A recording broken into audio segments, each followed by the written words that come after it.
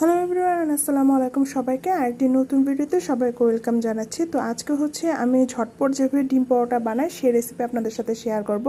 তো এখানে হচ্ছে ফার্স্টে আমি আমার ফ্রোজেন রুটিটা তাওতে দিয়ে দিলাম, দিয়ে রুটিটা হচ্ছে ভালো মতো ছেঁকে নিতে হবে। রুটিটা পুরোপুরি ভালো মতো ছেঁকে নিতে হবে।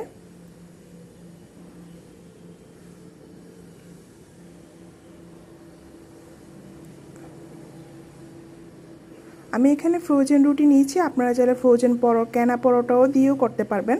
যেহেতু আমি রুটি বাসা বানিয়ে রাখি, তো আমি সেটা দিয়ে করে নিলাম। তো আমার রুটিটা হয়ে গিয়েছে। তারপর আমি তাওয়াতে হচ্ছে পরিমাণ মতো তেল দিয়ে দিচ্ছি, দিয়ে এখানে আমি একটা ডিম লবণ দিয়ে মিক্স করে নিয়েছি। তারপর ডিমটা দিয়ে দিলাম, দিয়ে ডিমটা দিয়ে সাথে সাথে হচ্ছে রুটিটা দিয়ে দিতে হবে, এতে করে ডিমের সাথে রুটিটা লেগে যাবে। আর এক পাশ যখন হয়ে যাবে তখন উল্টিয়ে দিতে হবে। এভাবে উল্টিয়ে পাল্টিয়ে দুপাশ করে